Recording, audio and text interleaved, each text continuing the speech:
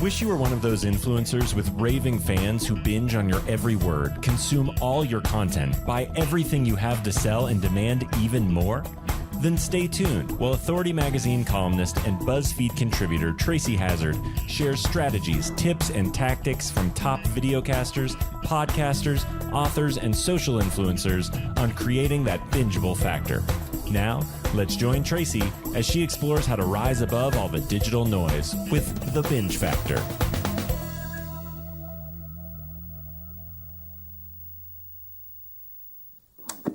One of the best parts about being a podcast host is when you meet people out at an event and then you get to check up on them later and see how they're doing. And so it's one of my favorite things when I give a speech and somebody takes something, puts it into action, and then comes back to me and tells me in real time, like, this worked and this was really great. And Claire Campos-O'Neal is one of those people that I met. I met her at Outliers in Austin, and it's an independent podcaster event.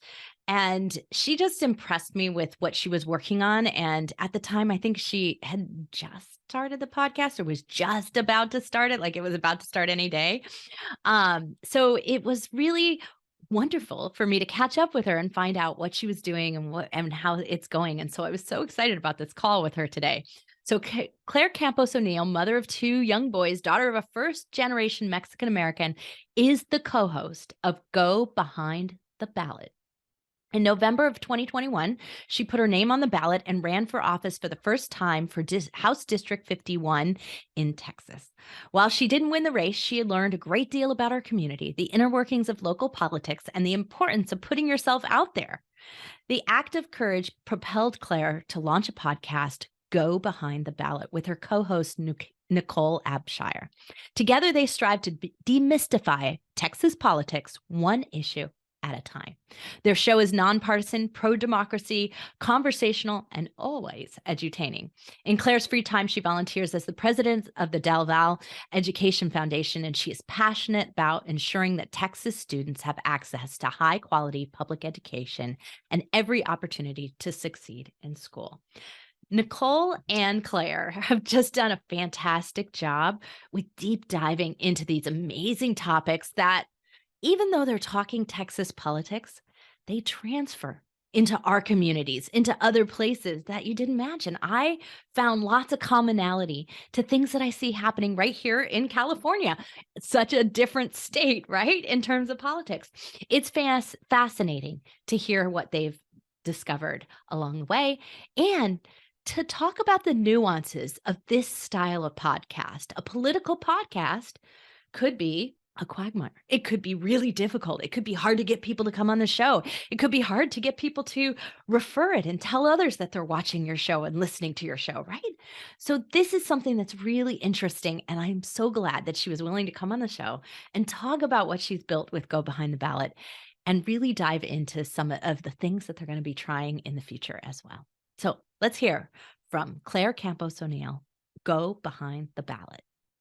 Claire, I am so glad to reconnect with you. We met in person in Texas, and we've had a few conversations, a few strategies, and I have to say that my research this time of listening to the podcast was just I was lighting up at how far it's come. Yeah. And do you feel that way, that from episode 1 to, episode 70, you've really come far? It's funny because we recently had a panel at South by Southwest in the civic engagement track, because our show is about civic engagement and politics. And this time last year, my husband and I were staying in downtown Austin for a staycation. South by had just ended. And I remember thinking, I wonder what it's like to go to South by. And I wonder what it's like to have a podcast. I remember researching podcasting that week, being like, maybe I could do this. And then it's a year later, not only am I doing it, but I'm at South by as a speaker. So it is pretty amazing to see how quickly things can happen when you stick with it and you persevere. And I'm I can't believe I'm here. So it is cool. So you have an episode that I want to make sure that I connect into the blog post for this episode with me here, but you have an episode where you recap the end of the year and what was some of your favorite parts about the year. And I thought it was so great because normally I hear those episodes and those episodes are oh, and I loved this episode and this guest. And they're just kind of are highlighting episodes they want people to listen to. But your takeaways were not that. Your takeaways are about what you got back from it. And Yeah. your takeaways were what you learned, how it felt when people engaged with you. I thought that was just really beautiful. Tell the audience a little bit about this idea of the first time you heard back from someone who was listening to your show. How did that feel? And what was that experience? Yeah, it's really rewarding and exciting. Like, I'm someone who has listened to podcasts for years, like for 15 years when podcasting started to be a thing. Because I had a job at the time with a lot of downtime. So I would just listen to shows because nobody cared. And I was like, this is great. I get to sit here, work, and learn. I loved it. So when we created our show, I wanted it to be like the shows I loved, where I was learning interesting things throughout the day. And I remember one of the first women that we heard back from had found our show, just not Googling, but like searching in her podcast search bar about charter schools in Texas. And she sent us an email and she was like, this is something I had no knowledge on. I was so confused. I couldn't find any good information, but I found your show and everything started to make sense. And then we connected her to our guest, and our guest has since helped her further understand this really complicated issue. And it was like the show I wish I had found a year ago before I understood anything about charter schools. So, yeah, like we truly do love the learning journey for ourselves and for our listeners, because I don't know, like it just lights up my brain. And I like when I can understand and make sense of the world. And I feel like we're doing that for our listeners and for ourselves. And the more we hear it, the more it's like, oh yeah, I missed that thing. And then me and Nicole, my co-host, will talk about it, online, offline.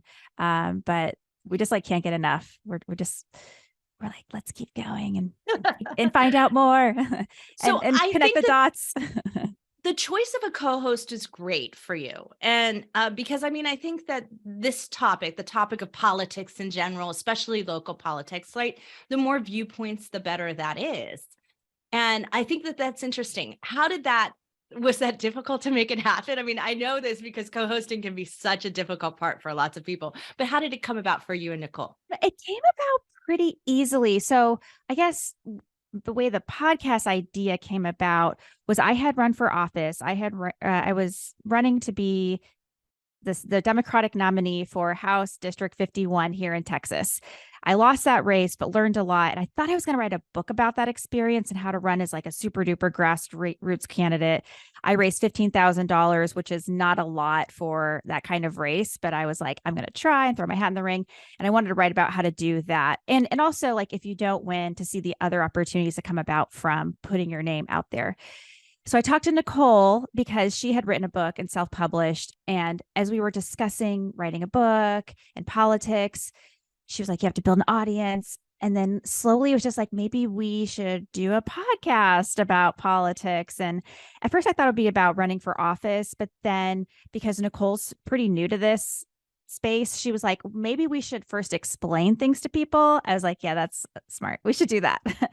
And we had met in an acting class maybe 7 years ago. So we had a good rapport, good relationship, but she's just, I don't know, like, I think our brains track similarly. So she'll spark ideas for me and I will for her. So it's easy for us to continue that free thinking. And it's not difficult. I don't, maybe we're just lucky, but I'm always like, yeah, Nicole, that's a great point. And that's a great point. So No, it's really, the co-hosting in your situation is done really well. And that's what I want people to take a listen to and understand, that is that there's an interesting dynamic of maybe kind of playing off of each other. And you do that really well, which is a sign of really good friends or people who know each other really well, or in this case, I think similar goals and mind share into like what you want to hear and get out of your show. You're both on the right track for that. You're not competing against that.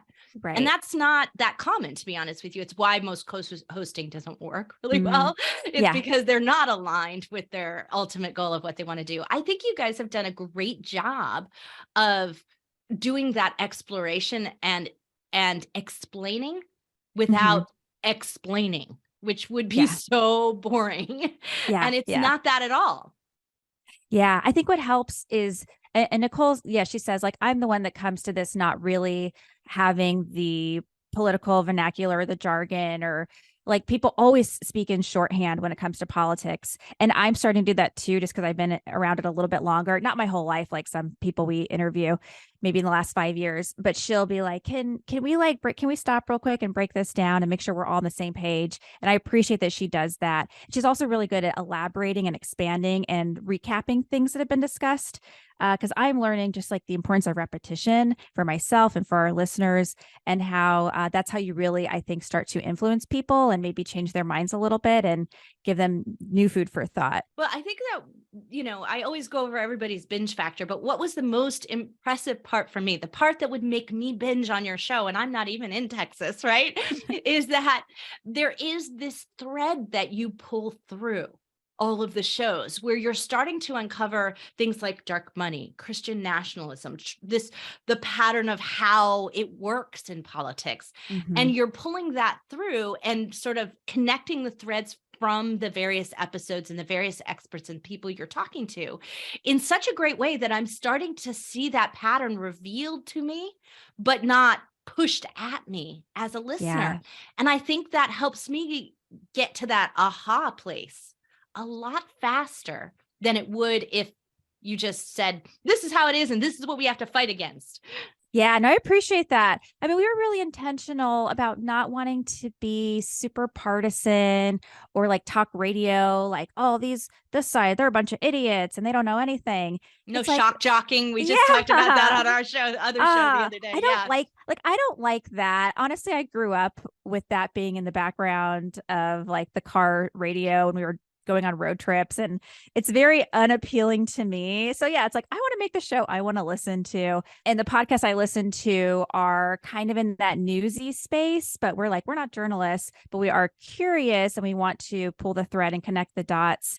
So we say too, like at the end of the day, it's about following our curiosity and trying to reveal the abysmal machinery that's controlling politics and our lives. And like, why is it this way?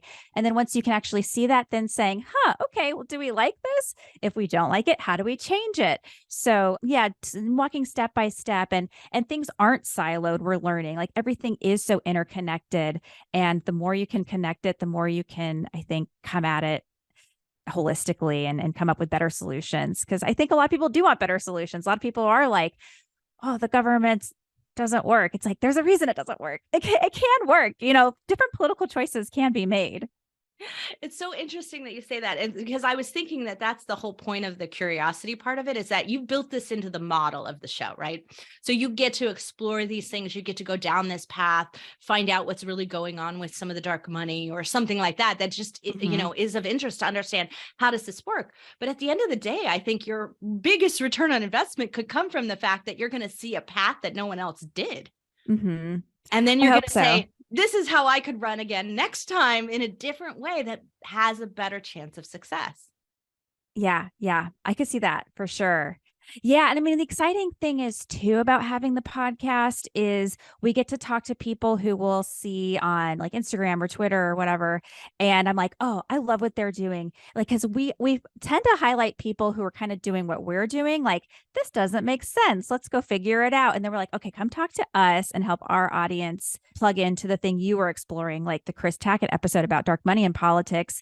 He was just a guy who helped a friend run for office, couldn't understand how his friend lost because his friend was a superintendent of the local district, should have had all the support, but this other candidate had all this money. And he was like, where did this money come from? And he started looking under the hood. And now that's what he does specifically for Texas politics. And it's amazing what he's done by following his curiosity. So being able to elevate people like Chris and some of our other guests is really rewarding from like we get to have a relationship with him now, a better relationship, but also our listeners are aware of them and their cool work. That's something so interesting. Yeah, I had listened to that episode as I was going through it, and it's something that started to shift here in California. So we have all these ballot initiatives all the time. Prop whatever. If you've ever been in the state of California during the year leading up to an election, all you hear are prop number ads all over the place. There's a ton of money in them, but the successful campaigns against those props, because they're usually sponsored by some dark money somewhere, have been only hitting on who's behind the money, who's behind the proposition. And that's how they're getting defeated again and again and again, is revealing that. So they figured out the formula to fight somebody else bringing money into the state, because Californians hate the idea of some other state trying to tell us what to do, which I'm sure Texans do as well, right? Yeah. But so if you can reveal that, that's actually a winning strategy, which is so interesting that that's the way he decided to go down to look at. Yeah. And people don't like being deceived. It's very frustrating when you feel like the rug's pulled out from under you. Like, I thought I was supporting this thing that was going to make my life better, but it's actually doing the opposite. People get really mad once they start to put that together. And Chris does a good job of showing how, like in Texas politics, like in that episode, there's these West Texas billionaires who fund elections, but they make it look very grassroots and organic. And once you start following the money, you're like, wait a minute, it's these two guys that are pretending to be this massive coalition, but it's not really that. Like, people don't like that, no matter if you're a Republican or a Democrat. They're like, I want, a person of integrity and who aligns with my values. But when you deceive me, I don't know, if I'm cool with this all of a sudden. So yeah, I think at the end of the day, people want to know what they're getting themselves into. But I think we see a lot of, I guess, voter apathy because people are very cynical, and we're trying to be like, don't be so cynical. Like, there is a way to re-engage, but it is hard because it feels like you have to fact check so much now. And you're like, can I trust them? Yeah. Yeah. Well, I think this is the topic that I wanted to head into and really talk about, is that by choosing podcasting, you've chosen something that's long form. And politics is a long game. That podcasting is a long game, as I'm sure you figured out already. But coalition building is an even longer game, right? And so you've tied in something where the model of how you're promoting, gathering people into your community, the mission that you're on to look at things and change things, is matched with the media type you chose. And are you finding that match is actually a much more winning strategy for you in terms of like building your list and other things like that? I think so. I think podcasting is a really good match for us because, like I was saying, I think people have a really hard time entering into politics because it's complicated, it's overwhelming, and you don't know who to trust. So I think what Nicole and I try to do a lot in our show is build trust with our audience. And by that, not, like I said, bashing the other side or saying, this idea is stupid. It's like there's always a reason why someone's voting a particular way, and to put a label on them as like they're idiots, like they're not. There's a reason they're doing that. So like, let's understand that reason, and maybe explain why our reason could be better. But podcasting is great because you tune in. Well, for us, our show's 2 times a week, and you kind of develop that relationship with the hosts and hopefully some trust. And when they bring on guests, that sort of the trust they have for you lends it to the guest as well.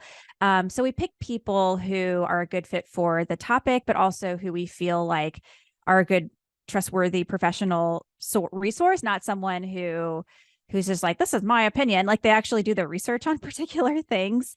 And I don't know, like, we also have a newsletter now too, which helps recap our shows because they are a little bit longer. They're about 40 to 50 minutes. I know not everyone has all the time to listen. So you can at least get a quick snapshot of what we talked about. And hopefully if you see the newsletter and you're like, oh, actually, that sounds fascinating, let me go hear the show. So we try to get them both ways, depending on how their week looks. And if they have time to sit and listen, or do laundry and listen, or drive and listen, however you listen. I listen like nonstop. So I'll fit it in there somehow. Well, and your subscriber base, your email list has really grown over the last year. And in a way that, when you said you raised $15,000 in your campaign, I was thinking, God, you can hardly build a list the size of yours right now with that money. Like, it's really hard to do that. So the fact that your email subscriber base is growing, that is tapping into a broader movement over time, that's going to be a powerful part of any future platform for you, whether it's joining into fight food insecurity or joining into, help the next candidate get elected, or yourself again. So who knows what might be on you. But, you mentioned something about timeliness and that you do this twice a week. And I think that's the interesting part about what you're resisting, because podcasting is a long game and that it's there and people listen at a different pace, that you're fighting the opportunity to be, I'm going to say, reactive. So obviously, you have a school shooting happening, you have big things going on in the state, changes in bills and laws and things that are going on, and you want to be relevant to those things, but you also don't want to be reactive. And, that's maybe the place for TikTok and not necessarily a place for your podcast. And you guys have resisted that to some extent. And instead said, okay, well, how do I feel about this? Let me explore what might be underneath this, and let's talk about that. I thought that was really interesting model that you're building on here, keeping that in mind. Is it hard to resist that sort of like, let's comment on what's going on? Yeah, it has been pretty easy to resist it. I mean, so we do our show in series, and they've been about 7 weeks per series so far. So like first public education, then we did elections, which kind of did time up, like literal timing wise, leading up to the midterms. But it wasn't like vote for this candidate or this initiative. It was like, what does an elections administrator do? Like, now that voting is coming around, maybe we should understand their role and why we need to make sure we have good laws that are making it harder to administer elections. And like and we had an episode about like voting history. So is it historically getting easier to vote in Texas or harder to vote? So it's timely-ish, but I think because we're thinking so far ahead of time, that helps keep us grounded and not trying to react to what's happening in the moment. And also the thing I don't like about reacting in the moment, just personally, is you don't have all the facts. So to be like, and this is the solution, this is my opinion. It's like, maybe we should pump the brakes and think a little bit more deeply about this. That's just like, I guess, not in my nature. So I'm okay being a little more like bird's eye view when it comes to like political issues. I think that that's really great. And I think, just the example of how one of your listeners found you searching for something about charter schools in Texas, like you've made it so that it's more timeless, and that next year, next time there's midterm elections or next time there's the election time, and I want to know something, your topic is matched to me searching for that and understanding that. And it doesn't matter if it was aired a year earlier, it's still going to be relevant to me. And then it'll get me to join and listen to your show to hear what you're talking about today. Yeah, I know. I keep like making it about me, but who cares? Like, that's how I learn. Like when I want to, if I like find a writer who I think is really interesting and cool, I go to my podcast app and I search their name, and I want to hear all the episodes they've been in. Or if there's a topic I want to learn more about, like critical race theory, we had an episode on critical race theory, and I was like, well, what are other people saying about it? I go search it, and then I find those episodes. So I wanted us to be that as well for people. If they're like, what is Christian nationalism in Texas? Go listen to our show. Like we talked about it, so that they can return and it is still valuable, hopefully years down the road. I think that's a really great plan. So we're both South by Southwest. I'm going to say like graduates, panelists, like we got to be there. And so Tom and I did that back in 2018. I think it was 2018, 2019. I can't remember. I think it was 2018. And we did a panel on 3D printing. Like it was very bizarre, but it was like, fit the technology side of it. And you obviously did something completely different, but I think there's a lot of people who would love to get involved with South by Southwest. How did that come about for you? And, how did the podcast kind of make that easy? Yeah, well, you actually gave me the idea, Tracy. So I remember we had talked when Nicole and I were a little new into the show. I think we had maybe released 15-ish episodes, and we were going to go to this festival called Trib Fest in Texas, in Austin, that the Texas Tribune puts on. It's a big political festival. And I remember asking you, like, what should we do? What should our goal be? And you were like, well, make some stickers, because stickers are great to pass out. And she was like, you said, in future events like this, you should try to see if you can do a podcast publicity pop-up. So I had that in my head. I was like, okay, like what's the next event we can try to do? And then somehow I came across South by Southwest because they had a specific civic engagement track. And I was like, ooh, that's perfect for us. So I just threw out feelers to my network. I'm a member of the Junior League of Austin. And I asked that network, like, does anyone work for South by? And sure enough, a woman I volunteered with had just started there. So I talked to her. I was like, how can we get in? I don't even know. Can we just like stand in the corner with a microphone? Like, what are our options? And she was like, we do have a podcast lounge, but I'm not really part of that team. I could put you in touch with the events coordinator for the civic engagement track. Do you guys want to pitch a panel? And this was after the panel picker had been closed. This is where you pitch a panel and like the public can decide what they want to go check out. So we kind of had like a backdoor access point, but we still had to pitch our specific panel. this friend that I knew from South by and I had volunteered in this program addressing food insecurity at a local elementary school. So she was like, what about food insecurity? Would you guys be interested in that? And we were like, we're interested in everything. So yes, we can like structure something around food insecurity in Texas. So it was through talking with her. We also connected with our first panelist, Celia Cole from Feeding Texas, and she helped give us ideas about the shape of it. And then me and Nicole went and brainstormed, and we thought like, well, why is there so much food insecurity in Texas? Why are 1 in 8 Texans food insecure? Texas is like the world's 9th largest economy. We have so much money and wealth here, but so many people are left out of that abundance. Like that was what we kept thinking about. So that's the direction we took. And it was really cool that we got to do it because I was like, it felt like such a long shot, but I was like, why not? Maybe it'll happen. And it did. So it was awesome. Well, I think that there's a great benefit to any event tying themselves to a podcast, and a lot of them don't realize it, but luckily South by has been doing this quite some time. And I think that year that we did it was the very first podcast sort of interface that they had, and they had this whole podcast area that was sponsored, and so then they would bring in different panels, different sponsors, different interviews, different live podcasts. And so it was the very first year they had done it, and they realized there's a power there because we have an audience. So we're bringing our audience, and if it doesn't happen this year, it cascades into the next year. And that's really the power of doing that. So I'm so glad you did that. And I'm so glad I was just this little part of inspiring you to go for it. It triggered so that really, the thought. I'm so glad. But I think what everyone else wants to hear here, I want you to hear, is that Claire didn't sit around and say, that sounds like a great idea, and wait for them to invite her.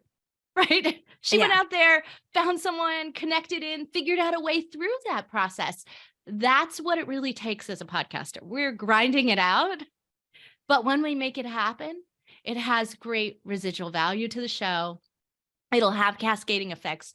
You'd be surprised what she gets invited to next, right? So let's talk about what's next for you. So you're thinking about building a nonprofit and, growing in this way. Tell us a little bit about what's next for you in the show.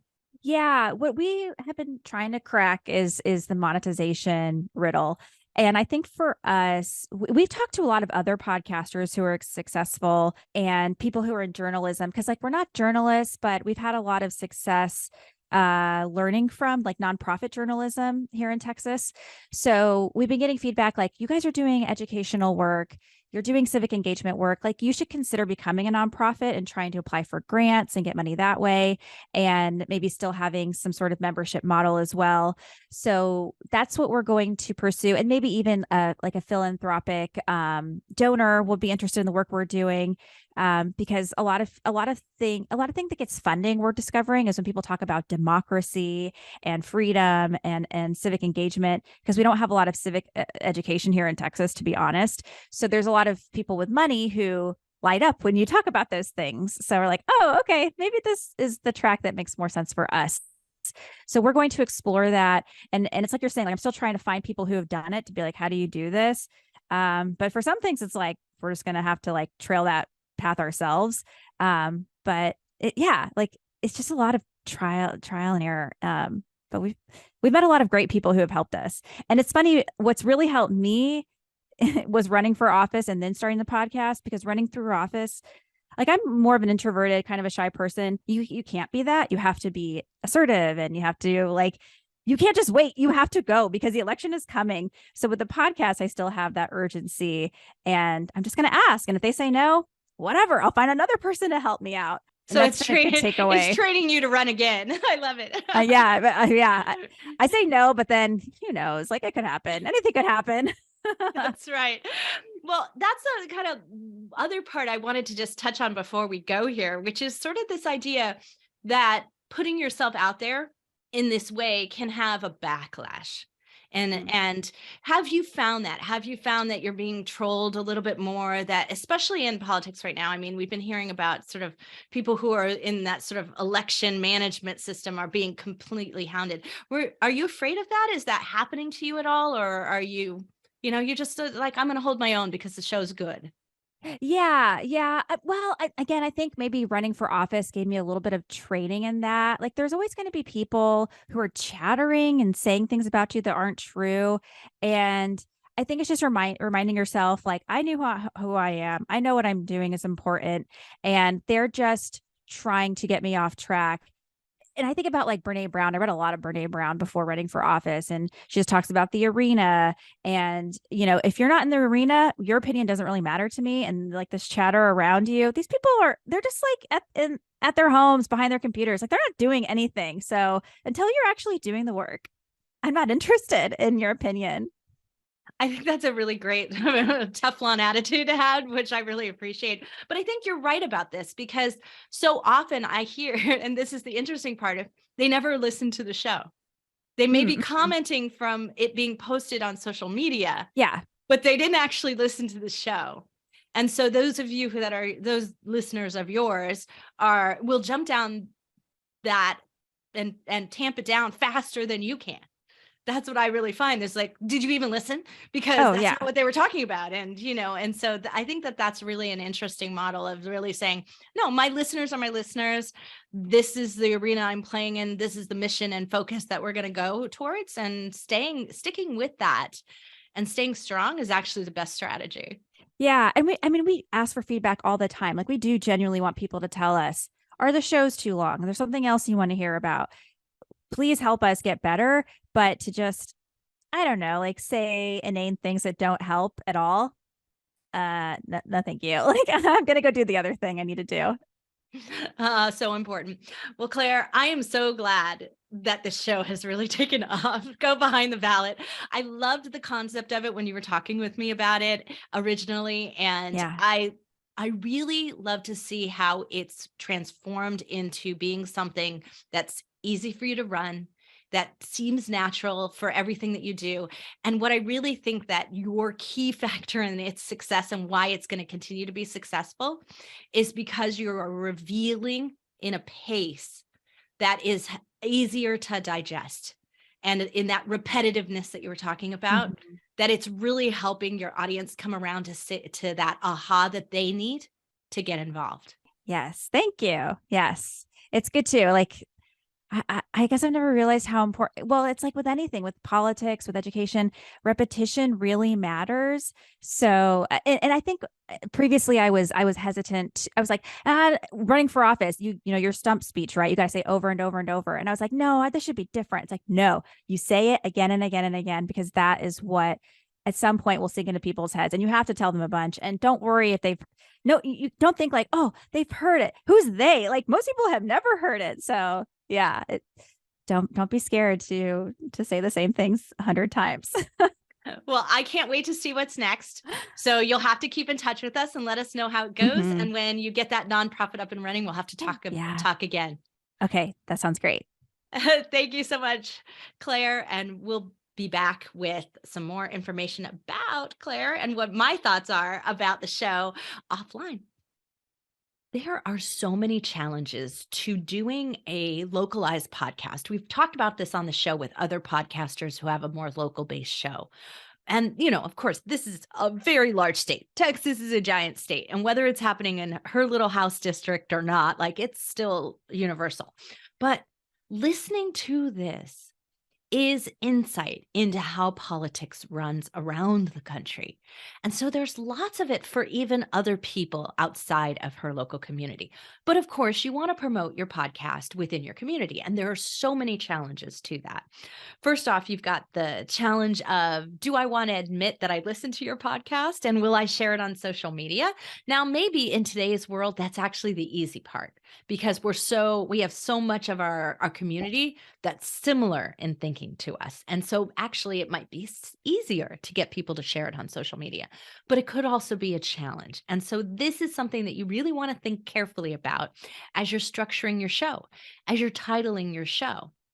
I think they were really smart about it, that they didn't say, this is a Democratic or this is a Republican podcast. They said very clearly, no, we're going to talk issues. And we're going to understand where those issues came from, what the two sides think about those issues, what's going on in that, and why it should matter to me in local politics. But some of the things that I found about that is this kind of pervasive movement of Christian nationalism, charter schools, dark money, food insecurity. This is pretty much in every one of our neighborhoods. And that's where a podcast is so perfect for what they're building here. I'm really impressed with everything that they've done, and I really hope that this takes off and continues to move for them. And I'm so super proud of them getting to South by Southwest. That's just an amazing accomplishment. All of you, take lesson from Claire and from Nicole and from Go Behind the Ballot. Go out there, ask. Tell people about your show. Go see if you can participate in a local event. Go do. Because the rewards that you might get on the other side of it may not even be something you ever even imagined. So I'm so glad to catch up with Claire Campos-O'Neal and so really proud of how this podcast has turned out for them. Can't wait to see what it looks like in another year. After the election, we're going to catch up with her again, see if it had an effect at all, see if some of the issues got more visibility and changed the outcome at the ballot. Maybe that happened. I can't wait to see what that is. So we'll check back in here again. Absolutely. Everyone, if you've got a podcast out there and you are struggling to figure out how it works, what you should do, suggest a podcast in a niche that you'd like me to cover. I'm happy to go find a successful podcaster for you and get you some answers in your area that you're most interested in. So you got to reach out to me. Go to thebingefactor.com. The blog post for all of these episodes. You can connect to any of the hosts that I feature there, but you can also reach out to me and let me know what you're looking for, or reach out to me anywhere on social media, but preferably on LinkedIn. Thanks everyone for listening. I'm Tracy Hazzard, and I'll be back with some more successful podcasters here on The Binge Factor.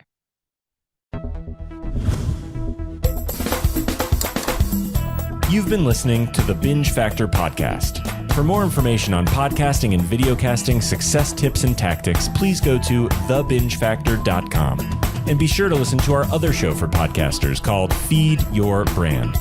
If you'd like to be interviewed on this show, as well as featured in Tracy's column, please go to thebingefactor.com/guest and apply.